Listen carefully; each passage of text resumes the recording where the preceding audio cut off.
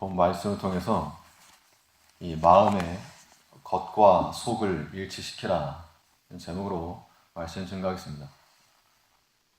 이 사람이라고 하는 단어, person이라고 하는 단어는 이 그리스어로 가면이라고 하는 그런 의미를 가진 페르조나에서 기냈습니다.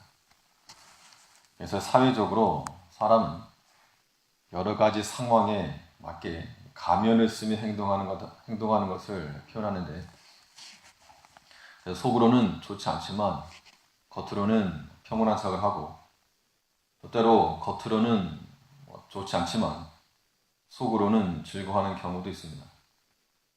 사실 사회적 관계에서는 이런 게 어느 정도는 필요할 수 있습니다. 또 공동체 생활하다 보면 나는 마음이 맞지 않아도 때로는 같이 가기도 하고 그런 게 필요하기 때문에 적절한 그런 작용은 필요하겠으나, 이 신앙적 영역에서 하나님 앞에서 여기서의 가면은 다 벗어야 됩니다.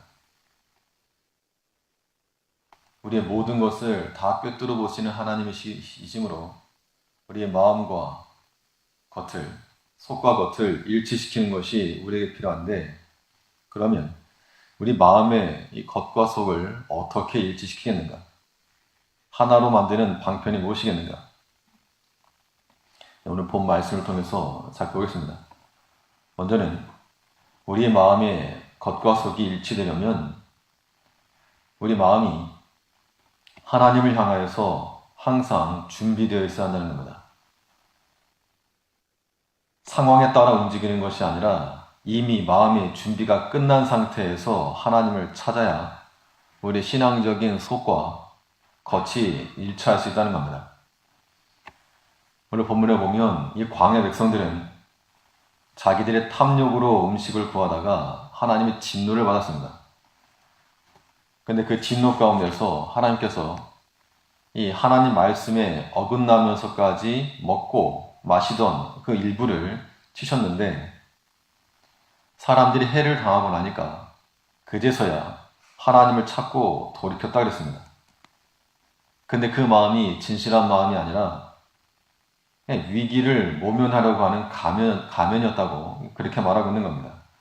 3, 4절에 보면 하나님이 저희를 죽이실 때에 저희가 그에게 구하며 돌이켜 하나님을 간절히 찾았고, 하나님을 찾은 것은 마땅한데, 그런데 언제 찾았는가? 이걸 보니까 그들이 하나님께서 진노하심으로 그들을 해하시고 그들의 생명을 취하여 가실 때, 이거 일이 났구나, 큰일 났구나, 그런 다급한 마음에 일단 하나님을 찾긴 찾았다는 겁니다. 그런데 그 행위가 하나님께서 그래 잘했다 이렇게 말한 게 아니고 그들이 거짓을 행했다. 비록 하나님을 반석자요 구속자로 기억을 했어도 35절에 보면 하나님이 저희의 반석이시요 지존하신 하나님이 저희 구속자이심을 기억하였도다.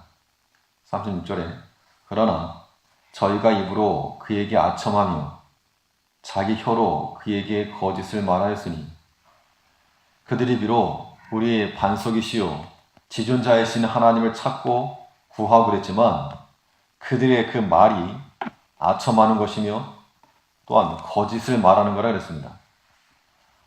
여기서 아첨이라고 하는 것은 속이는 말, 미혹하는 말.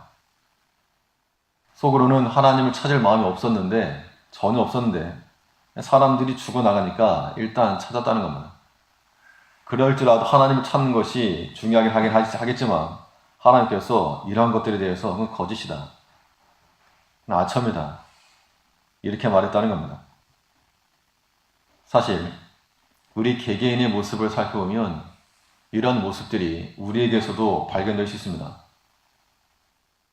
평상시는 마치 우리 하나님 다 섬기는데 하나님 없는 자처럼 살다가 또 하나님께서 어떤 사건을 통해서나 일을 통해서나 하나님께서 우리에게 진노하시고 때로 심판하시고 하나님이 역사하시는 것이 깨달아질 때 그제서야 하나님을 찾고 회개하고, 그것이 우리에게 필요하긴 하지만 그러나 그러한 자세가 우리의 특징이 되어서는 안 됩니다.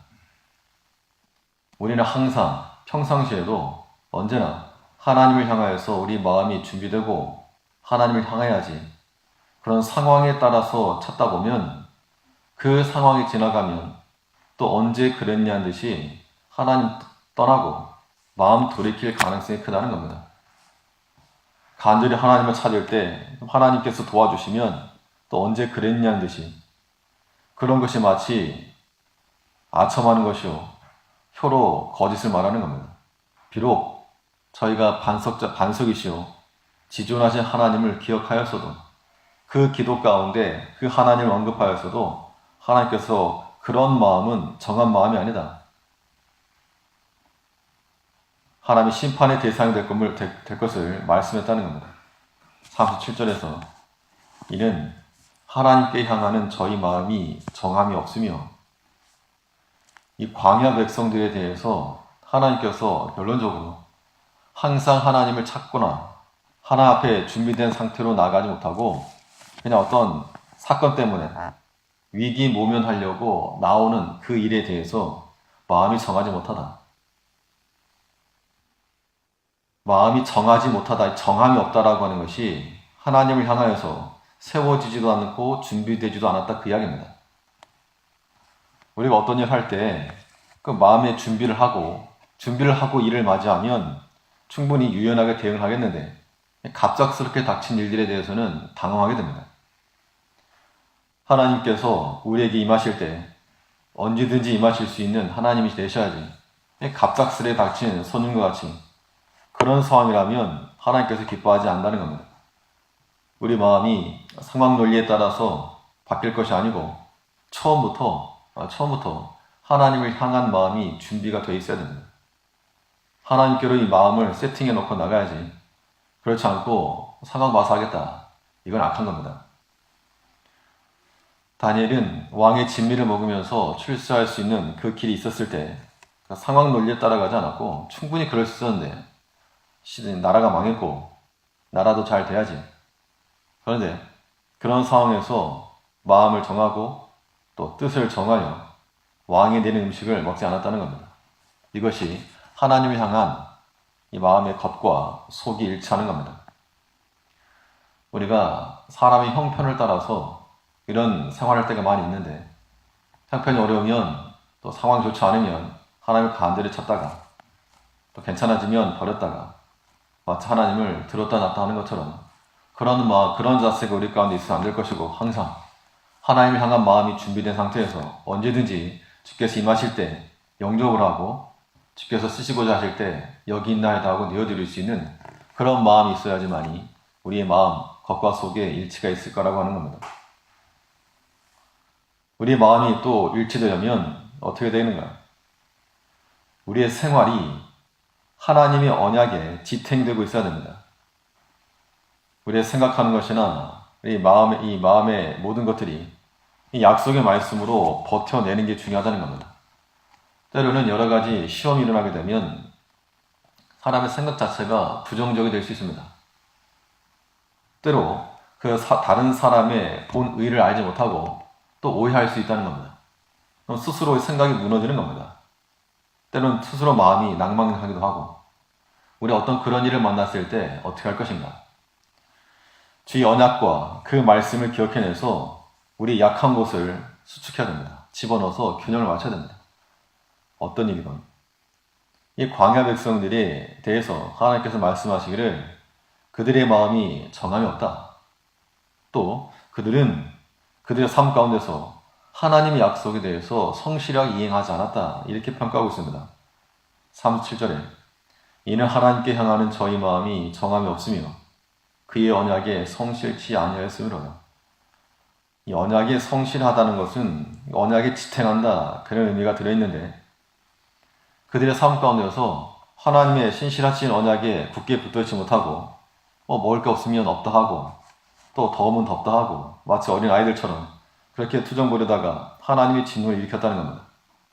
이제 우리가 장성한 자와 같이 때로는 우리 마음에 불편함이 있거나 어려움이 있거나 시험이 일어날지라도 거기에다가 주의 약속의 말씀을 집어넣어야 됩니다. 그 언약에 성실치 아니하였다 그랬으니까 우리 돌이켜서 그 언약에 성실한 자가 되려면 그 언약에 우리 마음이 지탱이 되어 있어야 되고 우리 생각이 버텨내야 됩니다. 어떤 일, 어떤 사건, 어떤 사람이라도 그러한 일들 때문에 우리 마음이 무너져서는 안 될 걸 말하는 겁니다. 마치 초등학문에 머무는 자와 같이 어린 유치와 같이 그런 자세가 아니라 장성한 자와 같은 마음으로 우리가 주의 약속의 말씀에 의지해서 쉽게 무너지지 않는 그러한 성으로 준비되어 나갈 때 하나님께서 기뻐하실 겉과 속이 일치한 진실한 자로 서 나갈 수 있을 줄 압니다. 이란 우리가 되어야 될 줄 압니다. 예, 기도하겠습니다.